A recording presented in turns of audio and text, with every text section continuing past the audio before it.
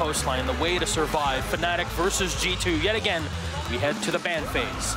Our second map in the series. Lion will be the first operator to be removed, and G2, of course, going through that ban. Nothing too surprising. Fnatic thinking, do we go and remove the Monty? Do we go in and remove... Well, you don't really need to remove any hard breacher on Coastline. In my opinion, you can even play with no hard breacher in Coastline and it just works fine. If you just want one, pick Habana. That's more than what you need, in my opinion. Yeah, absolutely. And it's a case where you don't see that happening too often because, well, usually it's better to ban Glaz and not have to deal with that, really. Yeah.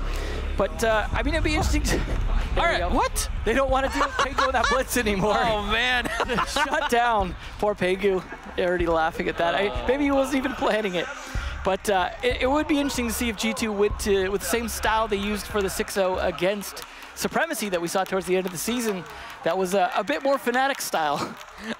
I really like how, actually, we were having this breakfast in the morning, and Shaz, Dizzle, Yunus, and I were just sitting down and we were talking about all of this game. And it seems like both teams are just super content where they are. And Fnatic are obviously very happy with the way that things have turned out for them here, but they're going to try to give G2 as big of a fight as possible, but they're going to do it in a way that they can enjoy, have some fun, and maybe you can use the same mindset you were in yesterday against DG for G2. I gotta imagine this is actually gonna make it worse for FaZe if G2 come out ahead on this, which is likely, because this is a nice, comfortable warm-up for them that's gonna get them right into the groove for that grand final. And of course, we'll have a little bit of pause with the dev panel between, so it won't be back-to-back.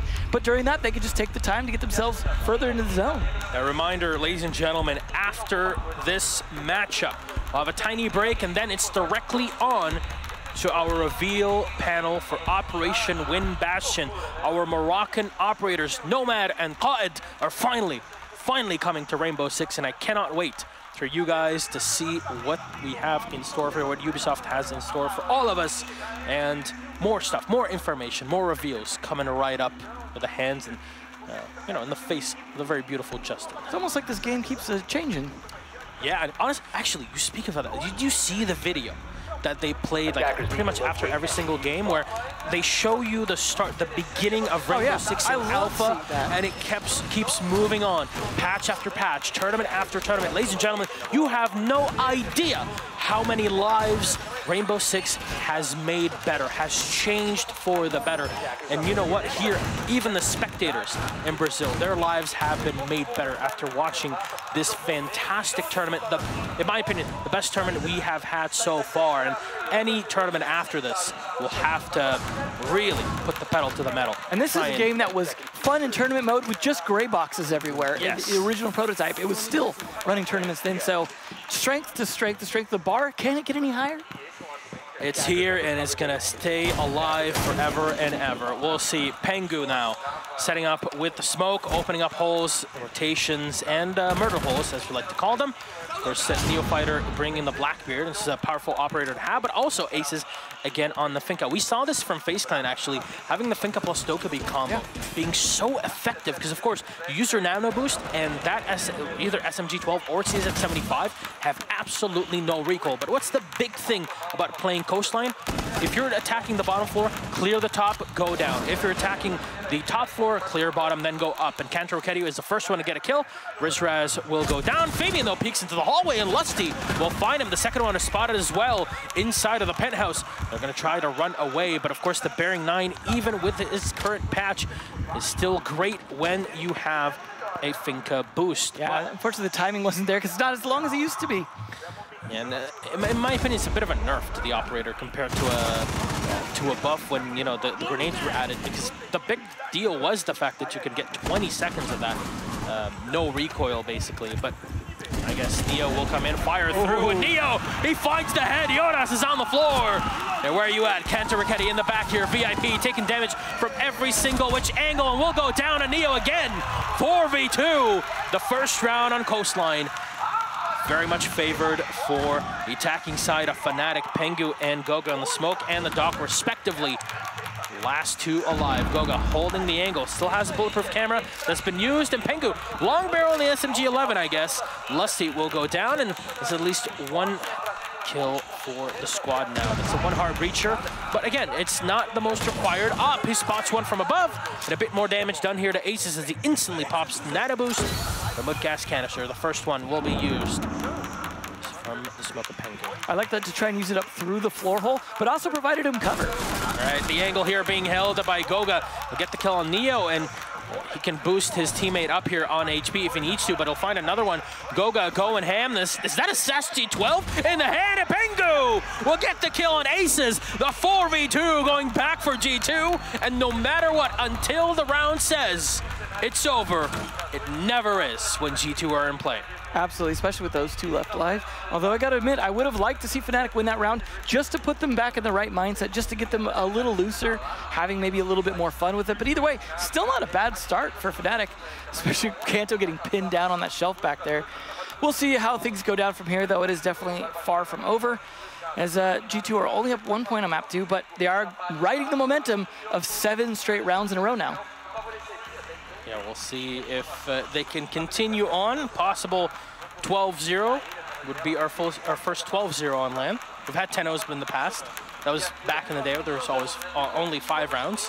That's true. That is a minor change in terms of the math. We did, however, have that conversation with our fellow French caster, Fierce G. And yeah, he remembers the 10-0 that he was dealt back at 6 Invitational 1 on the Xbox days. So yeah, that was a fun memory, to say the least. Quite the experience, I imagine, for him. Indeed, indeed. But that aside, we head into round number 2. G2, of course, yet again on the setup. Maestro was banned on our first map. This time it's the Echo, so we'll see Pengu running the operator here. Can destroy the hatches very easily with the Bailiff, as it is, again, one of the big strengths of Maestro. He's actually much more flexible than what you think, and those evil eyes, they see through smoke. Now, bottom floor defense, what do? Clear the top floor. Yeah, absolutely. You need that top-down control. They're not bringing a lot of operators that would normally lend itself to using that top floor control, but that doesn't mean they can't do it, especially if they happen to be running the Ying shotgun. G2 are actually going to try to spawn peek this one here. We've seen, we're seeing all of them pretty much peeking out for any kill early on. And Fabian has not been able to find anything just yet, as nobody's moved in from the back of the ruins. G2 can just fall back whenever, and we saw G2 utilizing the same strategy, quote-unquote, against Supremacy in the penultimate playdate of Pro League in EU on playdate 13. It's definitely one of the most interesting matches, I want to say, in Pro League history. And you see Fabian in the blue bar, up close on the window. Fabian, G2 in general, not shying away from the aggression. Rizraz, the first one to fall yet again. Well, now that does give them the freedom to escape, move away from that, but they're definitely going to have to watch out, because the spawn peaks earlier didn't give them any warning that they had to watch windows because no shots were fired. But now they've really got to watch out, and this is going to slow their momentum even more. They need to get inside the building and take control of the room, but Pengu's ready to stop that along with Kanto. Unfortunately, shots, just so many bullets, you could pre-fire that whole door. Yeah, Pengu just keeps firing. That's one of the bonuses of having 80 rounds in your magazine. Pengu with one more, Fabian with another on Aces, and Lusted's last man alive in the VIP lounge. G2 did not stick to the site. They just ran on up and tried to fight from the top floors. They know that's the first place Fnatic will try to go to, and Pengu again spraying in with the LMG. The Alda is the one to clear it, and Lusty will go down. G2, so many rounds now in a row. That is... Yeah. They are absolutely dismantling Fnatic 8 rounds in a row. I feel like they got close enough to losing that first round. They wanted to take advantage of any spawn peaks or anything they could get that round to make sure that they continued that streak, kept that momentum up. Now, they're not a team I don't think that really needs momentum psychologically as much as other teams, but they're certainly going to ride it if they can. They're going to take advantage of that, but they almost ride it into more of a calm state rather than an overexcited, let's just start doing crazy things state, just playing to their strengths. And all of these guys have so much skill in the game, they don't even really need to play a solid strat. They've talked about it before, it's just they know what each other's going to do. They never really have to set it up like, okay, we have to play this strat. It's they could just start playing each of their own individual games and still work that together because they just know how the other one plays. They know how to react to each other. They know how to play with each other. You saw that double peek, for example, on the bar right there, where one person was getting peeked, takes the shots, gives a moment for the other guy to move on up, and of course the other guy in the bar is going to know to stop shooting so he can go for that wide peek that Lusty was just not expecting at that point. It's just that level of silent teamwork and communication that doesn't require you to say something to know how to play with each other that makes us pretty much nigh impossible to beat. Yeah, and really this is something that we're having a conversation of a while ago. It's just a lot of people underestimate how important it is to spend time with your teammates just to get to know them better as personality-wise, because then you can have more faith in them when you're playing. And once you're a stable roster and play together, there's not much really that can break you. And Goga, well, just going for the crawl early on. A spawn peek's trying to push. Oh no, yet again, Rizras going down. First of all, it's Fabian yet again getting the frag. Kanta will be lost on the Bandit here, but Fabian is still alive and full health. You'll lose the Ashe for the Bandit. It's a pretty equal trade for both teams. Yeah, they're definitely in not a terrible position for either of them, but for Fnatic, losing Rizraz early, I would say is more of a pain because, well, he's going to be one of the entry fraggers and one of the better, stronger fraggers, and losing him against a team like G2, that is almost like losing 2 people. Yeah, he's been deleted 3 rounds in a row. Yeah, not been great. Yeah, and early on as well. This is something that can be very tilting. It definitely is a thing, a mentality you can put yourself on if you're not really sure of how to deal with your opponents every single time, just killing you. And of course, that's the big advantage of that spawn peek. Not only just getting the kill, and Pengu here being shocked by Aces as both the drone and the Meister will say hello. Aces finally will lose his drone. The torture. Is it enough? No, Pengu's ready, and he kills him outright. Pengu with one more. Dizzle will go down, and Lusty has found one on Jonas. Neo's on the floor trying to break dance here. But Lusty is, again, the last man alive as Neo's on half health, or, pretty much half time to be recovered and picked up on the outside as Lusty takes down the camera. Information's been relayed to Fabian, who's on Cool Vibe stairs. The amount of barbed wire here is just so heavy that you can't really see much or move much in this spot. Lusty going in for the pickup. Is there anybody from G2 side that'll dive? No, not just yet. No, G2 just, they hold off on the pedal. We're again seeing no utility usage really though. Yeah, the grenades have been used from the sledge, but Lusty always last one left alive with full utility. Those flashbangs are there for a reason besides clearing ADSs. I think you could use them for a little bit more. And when you're going around so many corners blind, maybe they almost need to take a bit more of it. What was that? Okay, he heard me saying he's not using his utility and decided to demonstrate the least useful way to do it. I've seen a thermite. I've seen Fabian using a thermite charge and a castle barricade. And that is a true thing. I have a screenshot of it on my computer. That's not as bad as what we just saw. That's pretty darn bad. There you go. Fabian will go into the fire, and Goga will find the next one on Lusty. Fnatic again are down in 9 rounds in a row for G2. 3 victories away here from a total annihilation. It'll be the biggest one ever in the history of offline play days for Siege and Pro League. Well, it seems like whatever high Fnatic was riding on yesterday, it's hitting quite a low in terms of player. And it just, again, it feels like G2 just calmly dismantling them. Although I gotta imagine getting all that shock drone damage probably put him on a little bit of tilt, but he just stood up and just decimated. I would say even essentially got 3 kills because he downed one of them as well out of that, just spraying with that Alda. So I mean, what do you even do at this point other than just try and have fun as best as possible? Just say, we probably got 3 rounds left. Let's have a good time. And Dizzle says, okay, that means I play Monty, right? It really does make sense. Now, what will G2 do? Well, they're going to bring... Wait a second. All right. Doc, Rook, and Clash. So, shield versus shield, double ACOG. So, in the words, though, of Fabian, if you remember our last interview that we had with him on week 14, his whole point was, you know what? If there's 2 shields like that staring at one another, the round will just never end. Yeah. It definitely could hit that point. I mean, as we talked about earlier, you can't quick switch the same way again, which makes it even more likely that you're just going to be standing there staring, waiting for a teammate. But as we heard earlier, they're usually, if you call for a teammate, as I said, one will arrive, almost like a magic spell.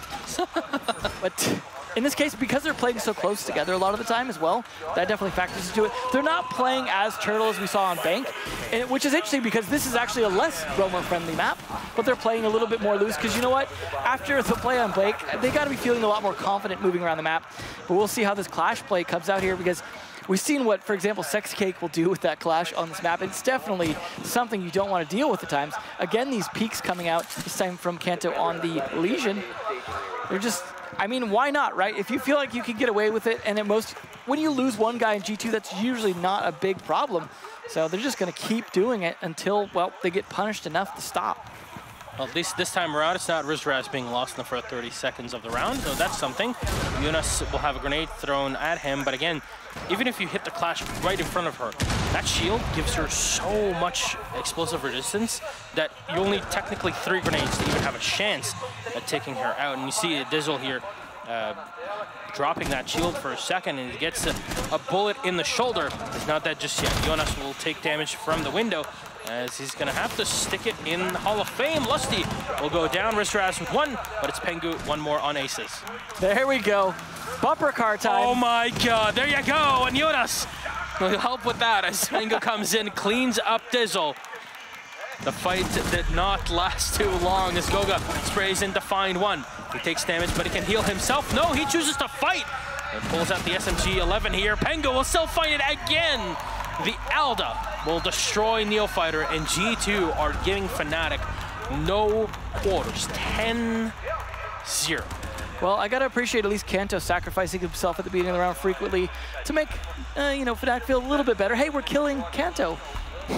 Such a good fragger going down early. He's also probably playing a little bit looser than he needs to say the least. And that was a good trade, at least, to get the kill.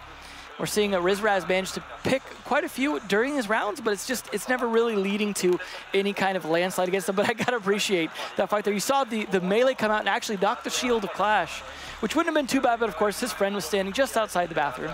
Yeah, and of course that's how you do it. Remember, if you want to deal with Clash, you get up close and melee and push her shield away, and then you can drop to the floor or crouch and, you know, oh no, there you go. Thank you very much, Capcan. Which Spetsnaz operator will he stick? Actually, well, we were talking about this yesterday. Capcan is actually good up.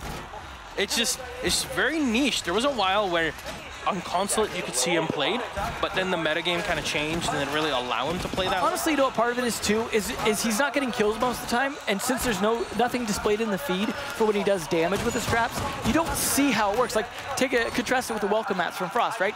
You know, because you're gonna go to Spectator with someone down, that someone fell into the trap. Whereas Capcan traps, they're almost more like really annoying tickles. They're gonna knock you down a bit on health, but you're not gonna see someone die most of the time, so you can't demonstrate the effectiveness more often than not. So because of that, people see it, they think, maybe it's not that great. Yeah, and on the contrary, well, more often than not, it'll do a decent chunk of damage, and the minimum, annoy your opponents or at least slow them down. The time management. What is Goga doing? Oh, he runs all the way out, and he's gonna be detected, but then still not punished though. They could pretty much do whatever they want. Even Jonas did it. They're having a good time though. What is this? Oh no. It's gonna get thrown out right in the Monte. Neo will go down. Dizzle is gonna eat all the damage, but the shield does not absorb it in that way. It's just a different way that the damage is calculated as a blast in and around the Monte. It protects him, but not really people around him. Selfish. It is actually, this was pointed out. I'll give kudos to the person that pointed this out. I was doing this analysis with Kix a while ago, and that is very correct. So kudos to you on Reddit. You did correct me, and I am very, very humbled by you. You know who you are. I don't know who he is. I won't name names, but you can name yourself. Smart guy, I don't know. There is another teammate that was playing behind Monty for a second there, but he actually peeled off to move around and do some droning instead. Instead of face checking with Monty, he said, I'll bring my drone up to help you, but this again is just slow, slow, slow. Oh, Pengu holding the cross and aces! Instantly going down. The Blackbeard had no time to react. There's still one in the back. Damage done to the the Ash in the back, actually. Rizraz will do the damage, and how is he still even alive? Look at all of these Capcan traps have been set, and Fabian is ready as well to spring his own. Jonas will get one. Rizraz on the drop to turn into 1v2, but he's so low in health, barely alive, and a tickle from Fabian will take him out. Rizraz to go down. Round 5 in the way of G2. They're 11-0 right now. One round away from the first ever 12-0 yet. One thing's for sure, unwavering focus and no smiles at all. Yeah. Not even Shas is smiling. Smiling's for after the game. Yes. For them. It's just, you know, why not try and get the full sweep if you're G2, right? Just play to your tip-top without exerting yourself too much and showing too much, but just play the best individual and team default game you can. And if I'm Fnatic at this point, it's like, you know what, this is possibly our last round. Let's just go all out. FaZe had to pull out some pretty impressive stops against Norengo in the first semifinal, which kind of exposed a few of their strategies. Yeah. However, here, there is none of that being displayed at all. We might not even see the same maps, and we're unlikely to see Villa, which means it could end up being in the grand final as well, because they're not showing anything on it. And we saw how impactful that was in Paris when they lost it, just clean sweep against them, and then all of a sudden turned around and pretty much did the same thing. Yeah. So it's, yeah, you don't want to take them to Villa generally, and if they're not going to show that, then if I'm FaZe, I might consider banning Villa. Yeah, and even though FaZe are actually not too bad at all on Villa, yeah, they've had good games against on Villa specifically. They've had one at the Paris Major playing against Market as well. So there's quite a bit of Villa at Paris Major. Yeah, so I was expecting a lot more Villa to be played here, but it was more often than not the decider instead of actually being within the regular series. Well, I mean, honestly, Bank was not played that much during the season as well, and it seemed like that just, I mean, a lot of times you usually see a little bit of a reversal of what we see during the season. In terms of maps that are underplayed tend to be played more at the LAN events at the end. That's what happened. Not played, but that's what happened at the Paris Major. It's true, but here it seems like it's a bit different. There you go. It's a little more gray area. Team has never won a match 10-0 or 12-0 on PC specifically. By the way, this is again. Thank you very much to CGG for providing all these cool. CGG, making sure we stay correct. Well, I was correct. I said it was I'm on just making Xbox. sure. Yeah. There you go. It was on Xbox 10-0, the grand final, where Vitality got pretty much smashed. And Furious G on the other side of this room definitely knows about all of that. But never has it happened in an official match on Pro League finals or major 6 Invitational where it's been a PC 10-0 or 12-0, of course. I guess G2's breaking the 6-2 curse. Honestly, right now, this tournament has not ceased to break records. The Aces, again with the FO12, we've seen the amount of damage he can do on that. As, again, I'll remind you, Fnatic are on the defense. Lusty will go in for the drop, and the Blackbeard will get shot down. They run out of Goga. Will find one on Rizraz, taking no damage in the meantime. Kanto Raketti trying to use the smoke as bait as well against his opponents in VIP. Double flash going in as Goga is going to get team flashed here. An extra smoke will get thrown in because they haven't cleared VIP just yet. And Aces with the FO12 spray them through the smoke.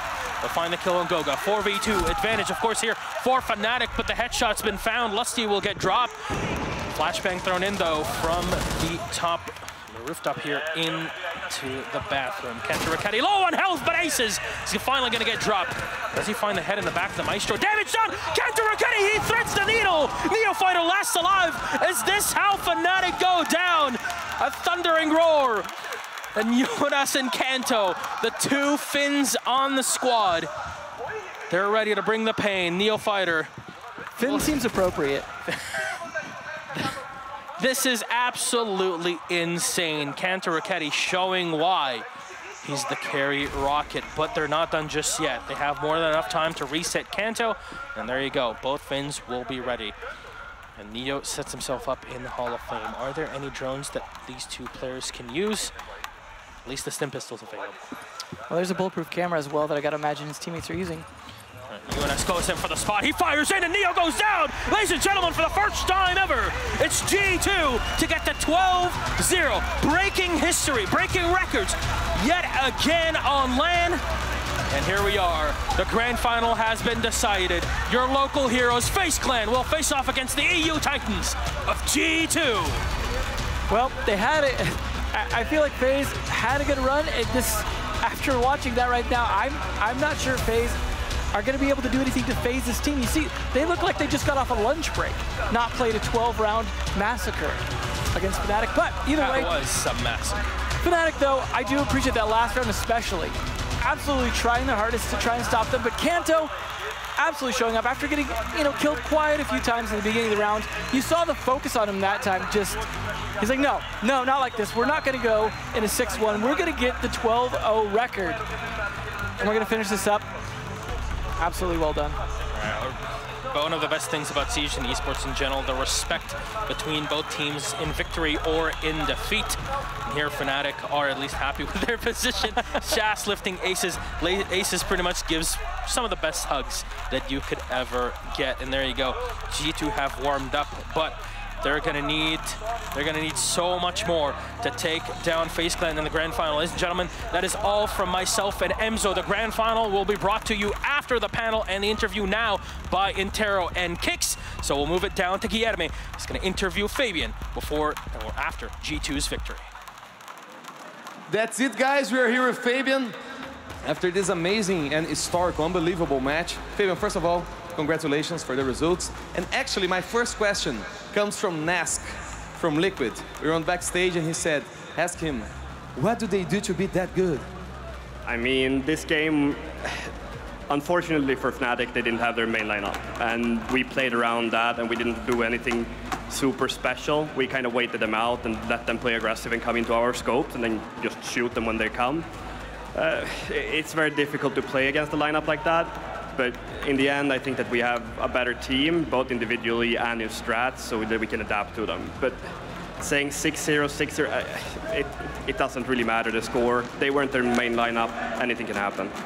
Yeah, actually, it's the first time that we had even a 10-0 or a 12-0 on Pro League history on PC.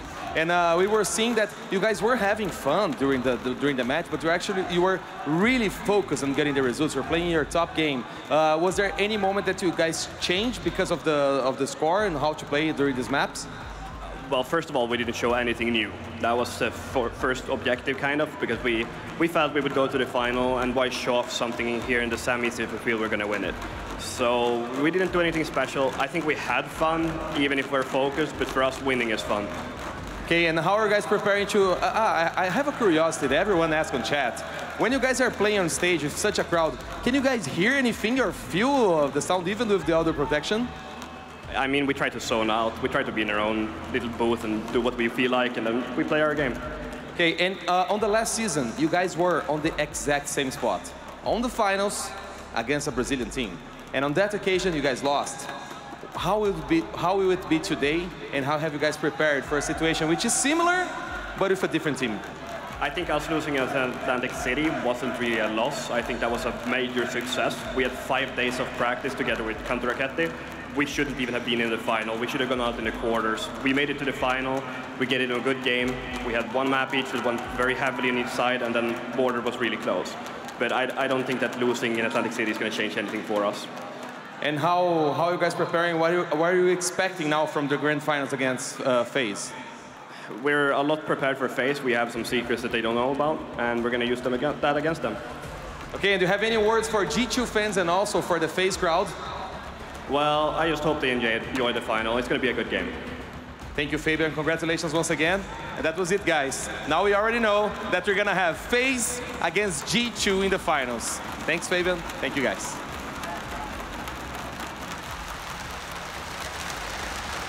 And there's a little bit of a